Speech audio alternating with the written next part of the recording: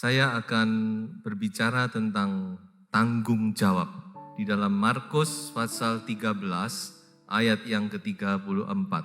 Dan halnya sama seperti seorang yang bepergian yang meninggalkan rumahnya dan menyerahkan tanggung jawab kepada hamba-hambanya masing-masing dengan tugasnya.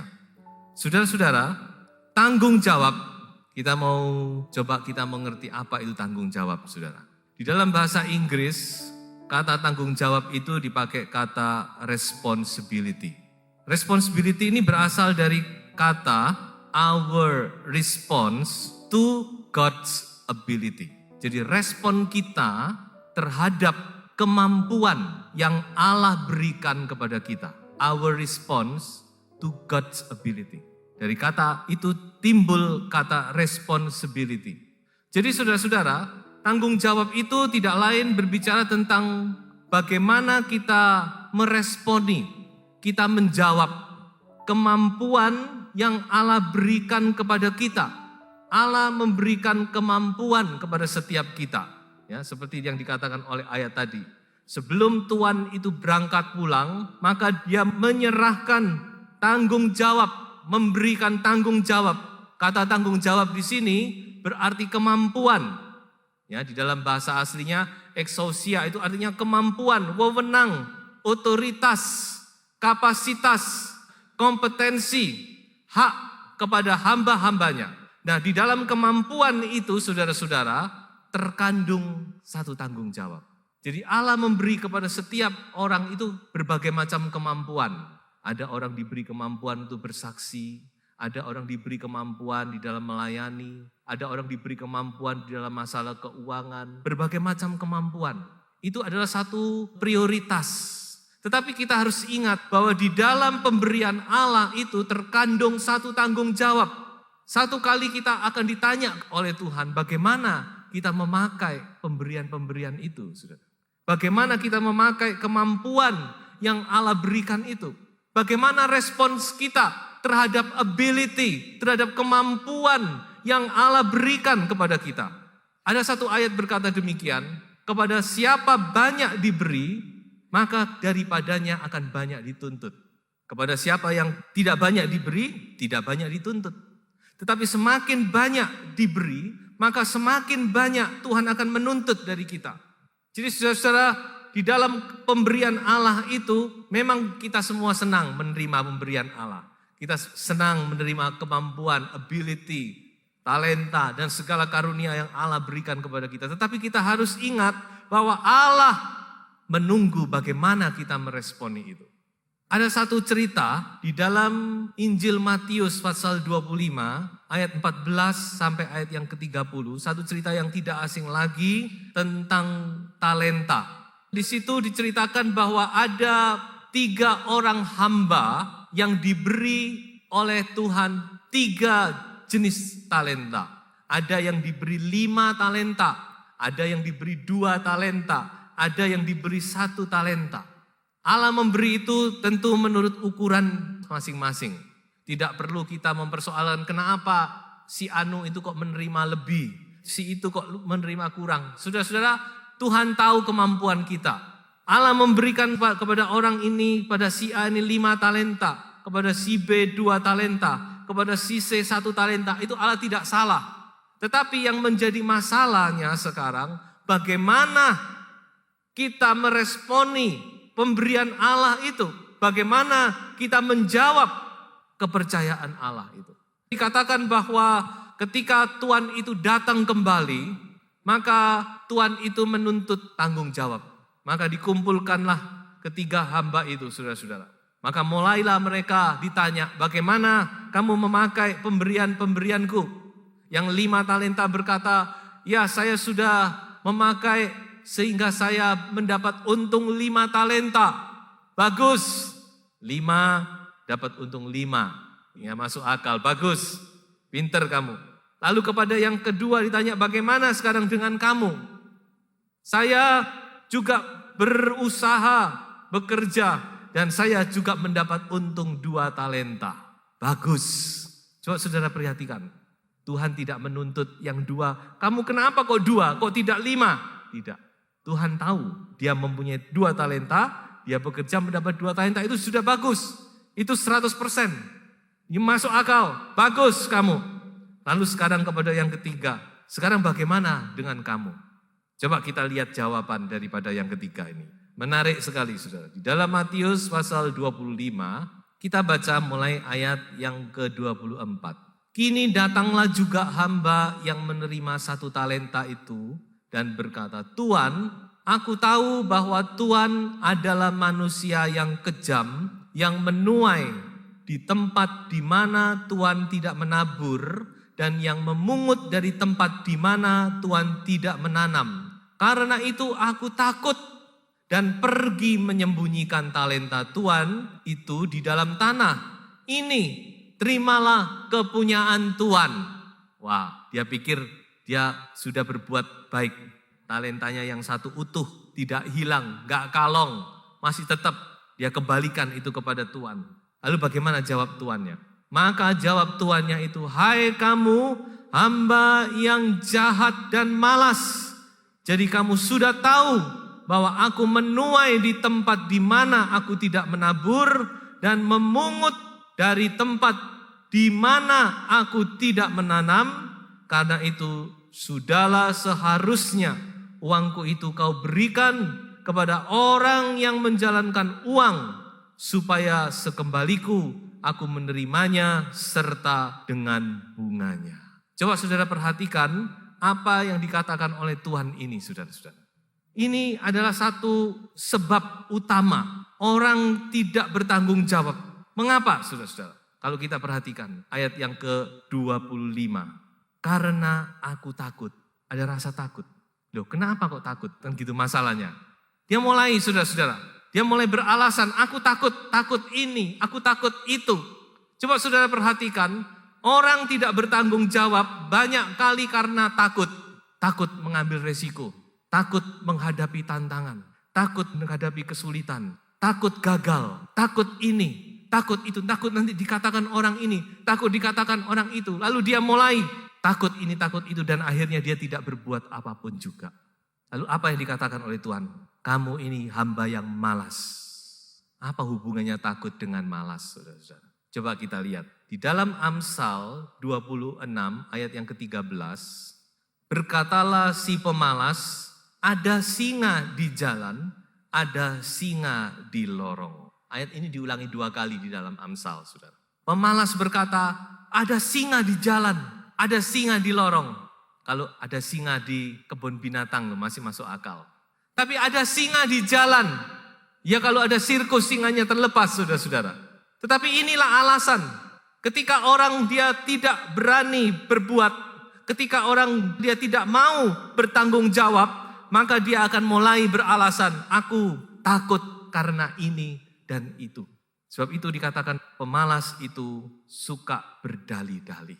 Banyak alasan diutarakan, tetapi semuanya itu sebenarnya karena kemalasan. Mirip ya, alasan kemalasan. Coba kita saudara-saudara mengoreksi diri kita sendiri. Apakah kita juga seringkali berdalih, beralasan, oh saya ini, saya nanti begini, saya nanti begitu. Coba kita lihat, saudara. Jangan sampai karena dibalik itu sebenarnya karena adanya kemalasan. Takut menghadapi kesulitan, takut menghadapi rintangan, takut gagal, takut mengambil resiko, takut ini dan takut itu. Saya ingat di dalam kitab Yosua, pernah sekali saudara-saudara Yosua menegur suku bangsa Efraim. Suku bangsa Efraim itu kan suku yang paling besar di antara 12 suku. Nah, ketika mereka sudah mulai diberi tanah, mereka menerima bagian mereka masing-masing. Lalu Efraim ini datang kepada Yosua. Mereka bilang, kenapa bagian kami cuma sekian?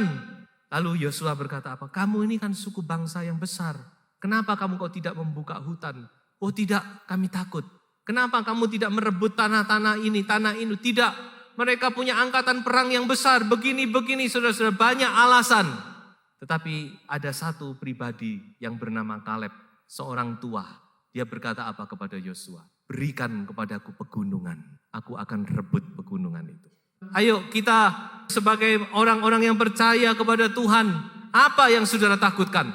Seringkali kita takut menghadapi tantangan. Oh, nanti begini, nanti saya gagal, nanti begitu. Saudara-saudara, ayo kita maju. Jangan kita meniru hamba yang memiliki 1 talenta ini. Dia takut dan dia pergi menyembunyikan talenta. Dan di pemandangan tuannya adalah sesuatu yang jahat. Kalau saudara lihat tuannya berkata apa? Kamu adalah hamba yang jahat dan malas. Orang malas itu sebenarnya jahat. Seringkali kita berpikir, saya malas kan itu urusan saya sendiri. Tapi firman Tuhan berkata, orang yang malas dengan orang yang merusak itu saudara. Pemalas itu adalah saudara daripada perusak. Jangan sampai kita menjadi orang yang malas. Yang tidak mau berjuang, yang tidak mau maju, yang tidak mau menghadapi tantangan, yang tidak berani bertanggung jawab. Tapi kita mau maju, saudara-saudara. Ini menjadi satu pelajaran bagi kita, ya. Ada satu lagi di dalam Amsal berbicara tentang semut. Saya tidak panjang lebar, tetapi saudara, Amsal pasal 6, dia berkata, mulai ayat yang ke-6 sampai ayat yang ke-11, belajarlah kepada semut. Semut ini binatang yang bertanggung jawab, saudara. Meskipun dikatakan tidak ada yang mengawasi, tidak ada yang mendorong-dorong, tapi dia tahu kapan dia harus bekerja, kapan dia harus mengumpulkan makanan dan sebagainya. Dia adalah binatang yang bertanggung jawab. Tanggung jawab itu dari dalam hati. Tidak perlu didorong-dorong, tidak perlu diawas-awasi. Kalau seseorang itu masih didorong-dorong, masih diawasi, baru dia bekerja. Kalau tidak diawasi, dia tidak bekerja, mungkin dia masih belum merasa tanggung jawab. Bertanggung jawab itu dari dalam, dari kesadaran kita. Karena kita sadar, sebagai kepala rumah tangga, saya harus bertanggung jawab. Sebagai ibu rumah tangga, saya juga harus bertanggung jawab. Sebagai anak, saya harus bertanggung jawab. Sebagai pelayan Tuhan, saya harus bertanggung jawab. Tidak perlu didorong-dorong, tidak perlu diawasi. Kalau diawasi baru bekerja, kalau tidak diawasi, santai-santai. Tidak perlu itu.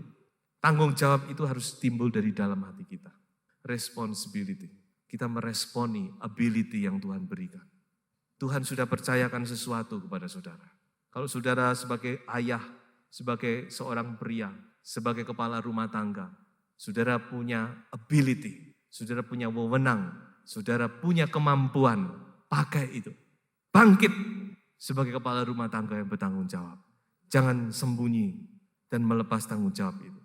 Ada satu cerita lagi, di dalam Lukas pasal 9, sebenarnya ini cerita yang biasa kita dengar, tentang mulai ayat 10 sampai ayat yang ke-17, yaitu tentang Tuhan Yesus memberi makan 5.000 orang. Tapi di sini ada beberapa hal yang menarik perhatian saya. Coba kita baca saja, mulai ayat 10, kita baca dulu. Sekembalinya rasul-rasul itu menceritakan kepada Yesus apa yang telah mereka kerjakan, lalu Yesus membawa mereka dan menyingkir ke sebuah kota yang bernama Betsaida, sehingga hanya mereka saja bersama dengan dia. Akan tetapi orang banyak mengetahuinya, lalu mengikuti dia. Ia menerima mereka dan berkata-kata kepada mereka tentang kerajaan Allah, dan ia menyembuhkan orang-orang yang memerlukan penyembuhan. Perhatikan ayat 12. Pada waktu hari mulai malam, datanglah ke-12 muridnya kepadanya dan berkata, suruhlah orang banyak itu pergi, supaya mereka pergi ke desa-desa dan kampung-kampung sekitar ini untuk mencari tempat penginapan dan makanan, karena di sini kita berada di tempat yang sunyi. Coba saudara perhatikan perkataan murid-murid ini. Jadi saudara, kita sudah melihat latar belakang dari kisah ini. Tuhan Yesus mau mengasuh beristirahat bersama murid-muridnya. Tapi karena orang-orang sangat membutuhkan pertolongannya, maka mereka datang mencari dan mereka kembali datang kepada Yesus. Dan peristiwa itu atau pelayanan itu terus berlangsung sampai malam. Nah, pada waktu hari malam murid-murid datang berkata kepada Tuhan Yesus, Tuhan, coba Tuhan lihat ini orang banyak, bagaimana ini makannya? Tuhan suruh saja mereka pergi cari makan di kampung-kampung. Sudah, cari saja. Biar mereka cari makan sendiri, saudara-saudara. Paling enak ini, saudara-saudara. Suruh mereka pergi. Murid-murid coba untuk melepaskan tanggung jawab. Ya, biar saja mereka cari sendiri. Ini paling mudah. Melempar tanggung jawab ini paling mudah. Kita sering melakukan itu, bukan? Biar aja. Salah siapa mereka? Wong kita ini mau istirahat kok mereka datang. Ini kan salah mereka sendiri. Sekarang biar mereka yang cari sendiri. Manusia memang cenderung tidak mau memikul tanggung jawab. Saudara ingat waktu di Taman Eden, Adam dan Hawa. Jadi dari sononya, Adam ketika ditanya, Adam, apa yang kamu perbuat Adam? Adam berkata apa? Dia berkata, Tuhan ampuni, aku sudah melanggar perintahmu. Ampuni aku. Adam tidak berkata demikian. Adam berkata apa? Tuhan, perempuan yang kamu taruh di sisiku itulah yang menyuruh aku makan. Lalu Allah bertanya kepada Hawa, Hawa, kenapa kamu? Apa yang kamu perbuat? Tuhan, ular yang kamu ciptakan itu Tuhan. Dia mau nyalakan Adam, tidak ada alasan soalnya. Kalau ada alasan dia pasti nyalakan Adam, saling nyalakan, ya toh? Suami istri biasa, gara-gara kamu, yang satu, tidak gara-gara kamu. Dari sononya manusia tidak mau bertanggung jawab, saudara. Makanya Yakobus berkata apa? Yuk kita baca ya. Yakobus pasal 5 ayat 9. Coba kita mulai belajar saudara-saudara. Saudara-saudara, janganlah kamu bersungut-sungut dan saling mempersalahkan supaya kamu jangan dihukum. Memang saudara, paling gampang kita nyalakan orang. Paling gampang kita lempar tanggung jawab. Bukan saya ini. Murid-murid dia lempar tanggung jawab. Sudah Tuhan, suruh saja mereka keluar. Mereka cari sendiri-sendiri, paling gampang Tuhan. Tetapi coba kita lihat apa yang Tuhan katakan di dalam ayat yang ke-13. Tetapi ia berkata kepada mereka, kamu harus memberi mereka makan. Waduh Tuhan, kamu harus memberi mereka makan. Tuhan tidak berkata, Tuhan tidak pakai tedeng aling-aling. Dia berkata, you yang harus memberi mereka makan. Murid-murid gimana Sus? Apa Tuhan tidak tahu kita tidak bisa beli, mau beli di mana ini roti sebanyak ini? Tuhan tidak mau tahu, Tuhan cuma bilang, kamu kasih mereka makan. Dengan lain kata, saudara-saudara, Tuhan Yesus mengajar murid-muridnya supaya mereka tidak lari dari tanggung jawab. Tuhan tahu, saudara. Tidak mungkin, secara manusia tidak mungkin. Katakan mereka punya uang pun mau beli di mana. Tuhan tahu, bukan Tuhan tidak tahu. Bukan Tuhan ini maunya sendiri, tidak. Tuhan sedang mengajar mereka, kamu harus bertanggung jawab. Bagaimana saudara-saudara? Kalau perkataan itu datang kepada saya, kalau datang kepada saudara, kamu sebagai kepala rumah tangga, kamu sebagai pemimpin, kamu sebagai ibu rumah tangga, kamu yang harus bertanggung jawab. Baiklah kita seperti murid-murid. Untung di sini murid-murid memberikan satu respons yang positif, saudara-saudara. Mereka tidak bersungut-sungut, tapi mereka berkata, yang ada pada kami tidak lebih daripada 5 roti dan 2 ikan.